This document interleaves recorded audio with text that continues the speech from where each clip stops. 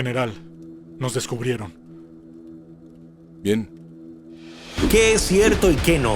¿Qué falta y qué sobra? Mucho revuelo últimamente con el estreno de la película Napoleón del director Ridley Scott. Muchísimas quejas de parte de la crítica, y en este video intentaremos contarte rápidamente quién fue Napoleón para que cuando vayas a verla identifiques por ti mismo qué dejaron y qué quitaron. Bienvenidos.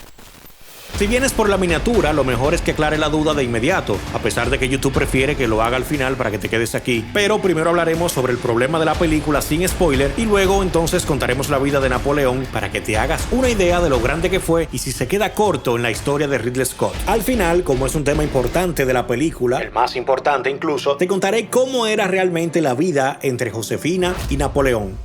Bien, básicamente el problema general de la película es que la definen como un Televisa presenta, porque la trama central es la historia entre Josefina y Napoleón, más que en su vida rigurosa y sus batallas épicas, que las tiene y muchas, pero no es el enfoque principal de la película. Con un personaje de esa magnitud y con un director que nos trajo Gladiador, la gente esperaba ciertamente otra cosa. También hay que entender que es una obra de ficción y no un documental. La gente se está llevando las manos a la cabeza por el rigor histórico y porque al parecer no les interesa la historia de la pareja, pero esto no es lo que quería contar su director, o quizás sí, y todo fue cambiado. Por ejemplo, Scott dijo que cambiaron el guión cuando eligieron a Joaquin Phoenix como protagonista porque el guión original se le podía quedar corto. Uno de los problemas más grandes fue el tráiler, que entendieron que vendía otra cosa de lo que finalmente fue. Hay un tema también con la duración, ya que la película en cines tiene una duración y cuando salga para las plataformas digitales, concretamente en Apple TV Plus, que además es la productora, tendrá casi hora y media más de película.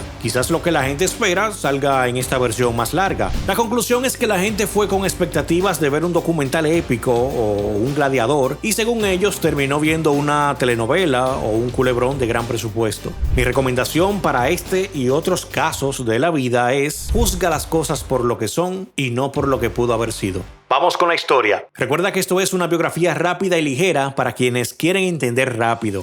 ¿Quién fue Napoleón Bonaparte? Nacido en 1769 en la isla de Córcega, su origen corsés y su acento lo hacían diferente. Además, su baja estatura, que en realidad no era tal, ya que medía aproximadamente 1,68 m, que era una estatura promedio en la época. Pero esta imagen contrastaba con la imagen tradicional de los líderes de la época. Pero como veremos, Napoleón era todo menos convencional. Un dato curioso es que su nombre real era Napoleone Buonaparte. Se lo cambió para que fuera más fácil de pronunciar. Proveniente de una familia de nobles italianos de rango menor, su infancia estuvo marcada por el nacionalismo corsés y una Francia revolucionaria en el horizonte. Desde muy joven, Napoleón demostró ser excepcionalmente talentoso en matemáticas y tenía un interés especial en la historia y la geografía militar. A los 9 años fue enviado a la escuela militar en Brienne-le-Château. Gracias, Google. Y más tarde a la prestigiosa École Militaire en París. Gracias, Google. A pesar de las barreras idiomáticas y culturales, se graduó como subteniente de artillería, comenzando así su carrera militar. Dato curioso que no te va a servir de nada, número 1. Se dice que Napoleón era conocido por su velocidad al comer. Teniendo en cuenta que era un hombre que vivía de batalla en batalla, me imagino que esta destreza la habrá desarrollado para no perder tiempo en el campo de batalla. La Revolución Francesa fue un punto de inflexión para Napoleón. Aprovechó el caos político para ascender rápidamente en las filas militares. Se destacó primero en el sitio de Tolón y luego en la defensa del gobierno revolucionario contra los realistas en París. Su fama creció y con ella su influencia. Bonaparte logró absorber los conocimientos militares esenciales de su época y aplicarlos con éxito. Como planificador en el campo de batalla, fue bien conocido por su creatividad en las tácticas de movilización de la artillería. Sin embargo, su éxito no se debía solo a su carácter innovador, sino a su profundo conocimiento e inteligente aplicación de las tácticas militares convencionales. Como él mismo decía, he peleado en 60 batallas y no he aprendido nada que no supiera anteriormente. Como oficial de artillería, desarrolló nuevas tácticas y empleó la artillería como una fuerza móvil para respaldar los ataques de la infantería, beneficiándose de las ventajas tecnológicas de Francia en materia de armamento. En resumen, era muy bueno. Fue conocido como un comandante agresivo que contaba con la lealtad de soldados muy motivados. Se dice que fue el primero que usó sistemas de telecomunicación. Era un maestro del espionaje y el engaño. Ganó batallas al conocer de antemano el movimiento enemigo. En 1796, Napoleón tomó el mando del ejército francés en Italia, transformando lo que era una fuerza desmoralizada en una máquina de guerra victoriosa, poniendo un asterisco ya que sufrió algún que otro revés. Todavía se recuerda sus palabras para arengar a sus tropas, donde les dijo: soldados, estáis mal vestidos y mal alimentados. El gobierno os debe mucho, grandes provincias y ciudades serán vuestras. Allí hallaréis gloria y riqueza. Por cosas como esta, se ganó el apodo de Pequeño Cabo en virtud de su buena relación con la tropa. Sus campañas en Italia y Egipto fueron audaces y revelaron su genio militar, aunque la aventura egipcia terminó siendo más un mito romántico que un éxito militar, ya que no le fue tan bien por allí porque obtuvo buenas victorias, pero su ejército sucumbió ante las plagas, en especial la peste bubónica y la carencia de suministros. Dato curioso que no te va a servir de nada, número 2. Un superestratega militar como Napoleón, que ganó muchas batallas y se enfrentó a los hombres más valientes que no tenían la más mínima consideración con la vida ajena, se dice que tenía miedo, atención, a los gatos. Quizás era alguna superstición, quién sabe.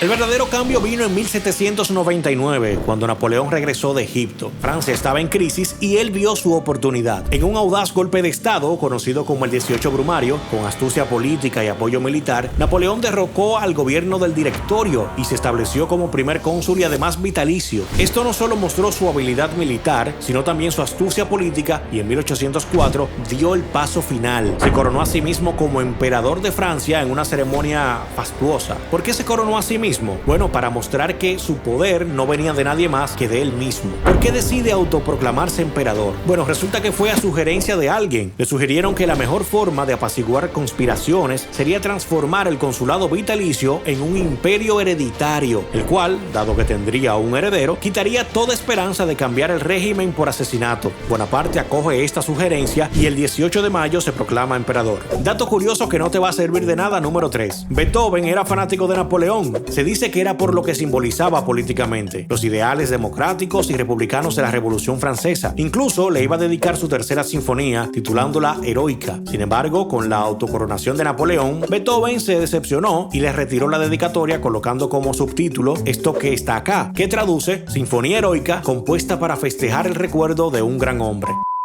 Como emperador, Napoleón no solo fue un líder militar, fue un administrador y reformador. Implementó el Código Napoleónico, que es otra de sus grandes contribuciones. Este conjunto de leyes introdujo principios como la igualdad de todos ante la ley, la secularización del Estado y la protección de la propiedad privada. Su influencia fue tan grande que se convirtió en la base del derecho civil en muchos países. También estableció el Banco de Francia y reformó la educación y la administración. Pero su ambición no tenía límites y esto lo llevó a conquistar gran parte de Europa. Napoleón expandió su imperio a territorios que incluían partes de Italia, Alemania, España y más. Pero, como suele pasar, el éxito trae enemigos. La coalición de naciones europeas, formada por potencias como Reino Unido, Austria, Prusia y Rusia, se unió para oponerse a su expansión. Y aunque parezca increíble, se dice que Napoleón procuraba la paz interna y externa, enviando cartas con proposiciones de paz a los gobiernos que habían conformado la coalición. Estaba claro que Reino Unido no deseaba la paz, a menos que fuera bajo sus propios términos, y tras un breve interludio de paz, a partir de 1805, empezaría la fase más intensa de las guerras napoleónicas, que culminaría en 1815. En este periodo, los monarcas europeos no se cansarían de hacer la guerra al imperio francés por varias razones. Las más importantes eran los nexos de familia que tenían Austria y España con la derrocada dinastía de Borbón. El temor, no muy fundamentado, que les inspiraba la figura del general Bonaparte, capaz de destruir grandes ejércitos en solo días. Cría fama y acuéstate a dormir. Los generosos sobornos económicos que ofrecía Gran Bretaña a Europa a cambio de que aportaran sus soldados para la cruzada antinapoleónica. Otra era la rivalidad comercial militar histórica entre los británicos y franceses. La desastrosa campaña de Rusia de 1812 fue el principio del fin para Napoleón.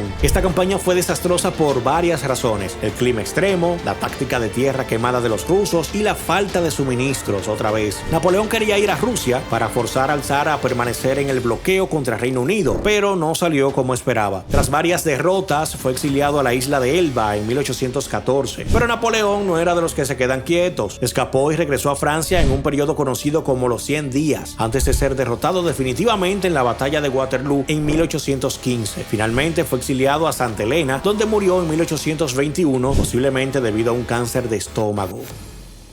Bien, vamos al salseo, que es el punto, digamos, irritante de la película, su relación con Josefina. Hablemos de este tema un poco picante en la vida de Napoleón y Josefina, que es sus infidelidades. Sí, amigos, incluso en las relaciones más apasionadas de la historia hay espacio para algunos escándalos. Comencemos con Josefina. Antes de casarse con Napoleón, ella era conocida por su encanto y su vida social activa en París. Durante los periodos en que Napoleón estaba lejos en campañas militares, se dice que Josefina, pues, digamos que disfrutó de la compañía de otros hombres. De hecho, cuando Napoleón regresó de su campaña en Egipto, se encontró con rumores sobre las aventuras de Josefina, lo que causó una gran conmoción en su relación. Dato curioso que no te va a servir para nada, número 4. Josefina era una apasionada de la moda y estableció tendencias en Europa en la época. Podemos decir que fue quizás la primera influencer. ¿Te la imaginas con un Instagram?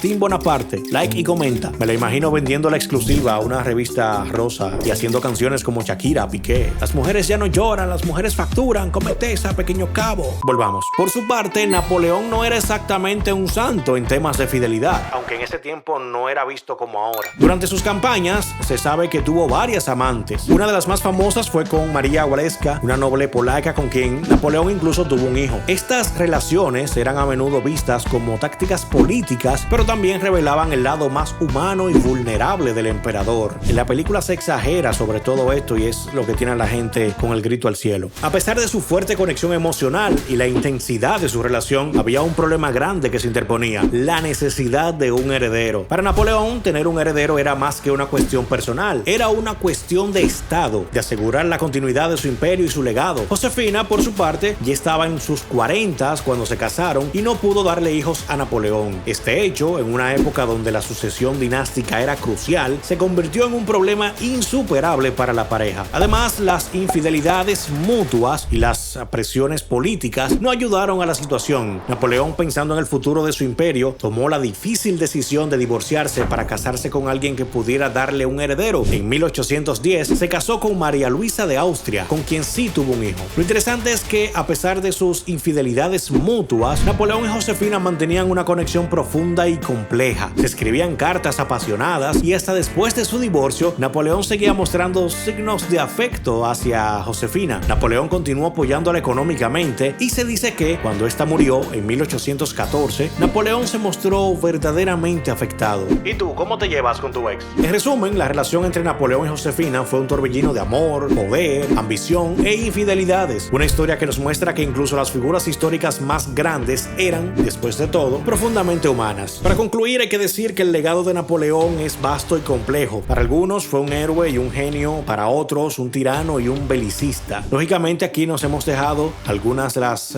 batallas importantes que tuvo Napoleón para hacer el video más rápido y más ameno con los detalles importantes, pero por ejemplo la conquista de Malta, las batallas en las pirámides, la rebelión en Egipto y la derrota naval de Trafalgar, donde la flota británica comandada por el almirante Nelson destruyó gran parte de las flotas de Francia y España, la ocupación de España cuando puso a su hermano como rey, la batalla de Austerlitz, batalla de Bailén. Y por esto deberíamos conceder, aunque sea el beneficio de la duda, a la película, ya que son demasiados datos. Lo más coherente es lo que hicieron, elegir una parte de su vida que quizás no ha sido contada tan detalladamente y tirar por ahí. El problema principal creo que fue el tráiler, que vendía quizás algo que al final no fue. Quizás para incluir todas las batallas que la gente quiere ver, la epicidad, la vida completa, por cuestiones de tiempo sería mejor una serie de varios capítulos que una película de 2 horas, o de 4 en este caso. Muchos detalles, pero aquí está lo más importante, lo más ameno de la biografía, la historia de este gran comandante, el señor Napoleón Bonaparte. ¿Qué opinas tú? ¿Qué opinas sobre Napoleón? ¿Fue un visionario, un conquistador despiadado? ¿Viste la película? ¿Te gustó? ¿O esperabas más? ¿O concretamente qué esperabas de la película si la viste? Déjanos tu opinión abajo en los comentarios. Si te gustó este viaje a través de la vida de uno de los personajes más fascinantes de la historia, dale like y comparte este video para que le llegue a más gente. Hasta la próxima.